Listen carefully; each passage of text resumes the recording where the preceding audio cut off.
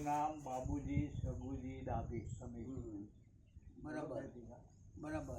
આપનું નામ? ડાભી વિક્રમજી પોપટજી ડાભી. બરાબર. આપણા બોર અહીંયા ચેક કરાવેલા. શાના માટે ચેક કરાવ્યા હતા? પાણીની તપાસણી કરાવ. બરાબર. ભૂજલ. બરાબર. અચ્છા, એ કોને બોલાવેલા તમે? રતિલાલ અદાણી આનંદ સુદાણી. સુદાણી. હવે કેમ બોલાવ્યા હતા? કારણ કરાવવા માટે તો ખરું, પણ અગાઉ તમારા બોર ફેલ ગયા હતા કંઈ? ના, અમે રતિલાલ પાસે 2022માં તપાસની મશીનથી કરાવેલી. ત્યારે કરાવેલી? શાના માટે કરાવેલી એમ? પાણી ભૂજલ જોવા માટે. હા, પણ તો એ પેલા બોર ફેલ ગયેલા? અગાઉ બોર ફેલ ગયેલા. કેટલા ગયેલા ફેલ? બે બોર. પાણી બિલકુલ નહોતું. પાણી ના મળ્યું. પછી પાણી કીધું ભૂજલ જોઈને જ નવો બોર બનાવ્યો. બરાબર. એ રાતથી આપનો સંપર્ક કરેલો અને બોલાવે. બરાબર. ક્યાંથી તમને માહિતી મળી હતી? એ ગામમાં અગાઉ આપણે કદાચ તપાસ કરી હોય. બરાબર. એમની પાસેથી ફોન નંબર ને નામ લીધું. બરાબર. હવે તમને તે વખતે તપાસ કરી તો કેટલો સમય લાગેલો તપાસ કરવા માટે? તપાસ કરવામાં તો 4 કલાક તો ખરા. 4 કલાક તો ખરા જ. 4 કલાક. અને કેટલા માણસોની જરૂરિયાત પડેલી? 10-12 માણસ. બરાબર. એ લોકો શું કરતા હતા જ્યારે તપાસણી કરવા વાળા? વાયર લોબા કરી પાણીના પોઈન્ટ ચેક કરેલા. કેટલા વાયર લાંબા કરેલા અંદાજે? લગભગ 500 મીટર. હા, બે બને. બરાબર. અને તપાસણી કરી એના પછી તમને રિપોર્ટ ક્યારે આપેલો? એ વખત જણાવેલું ને પછી લેખિત રિપોર્ટ પાછળથી મોકલેલો.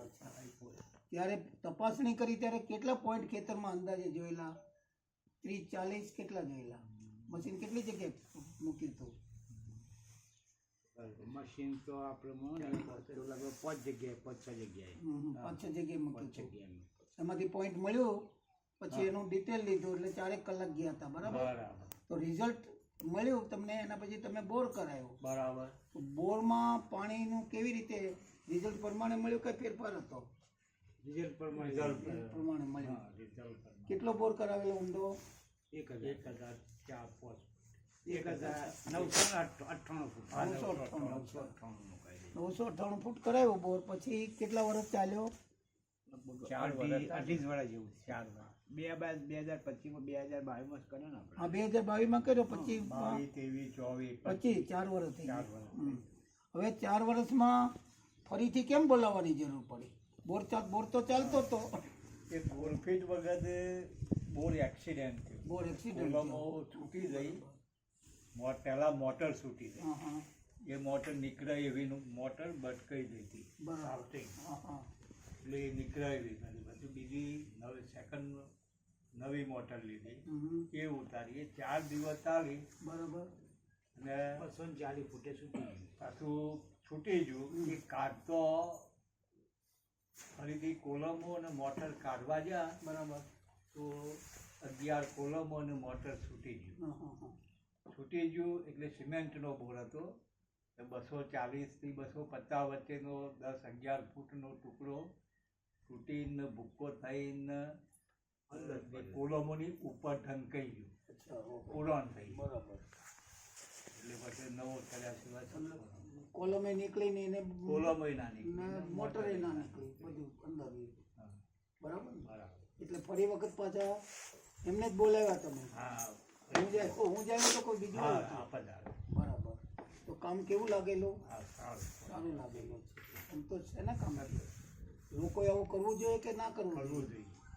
હમણાં મોટો ખર્ચો કરે એ ખર્ચો કરતા પહેલા થોડો ખર્ચો કરીને મશીનરી. હા, મશીન જ કહેવાય. મશીન ઓએનજીસીમાં જે વપરાય ને એ ટાઈપનું જ મશીન. બરાબર. બે બાજુ બંને વાયર લાંબા કરે, કિલા અર્થિંગ કરે, જેટલી ઊંડાઈ જોવે એનાથી વધારે વાયર લંબાવે. બરાબર. બધી 10-10 મીટરે જોતા બધે આખું ખેતર ચેક કરે. પછી એની ઊંડાઈ ચેક કરે. બરાબર. આપણે કરશું એ. અત્યારે આપણે એક લાઈન લીધી તો બીજી લઈશું. બરાબર. બરાબર. તો સંતોષ છે ને કામથી? ચલો, ચાલો, આભાર તમારો.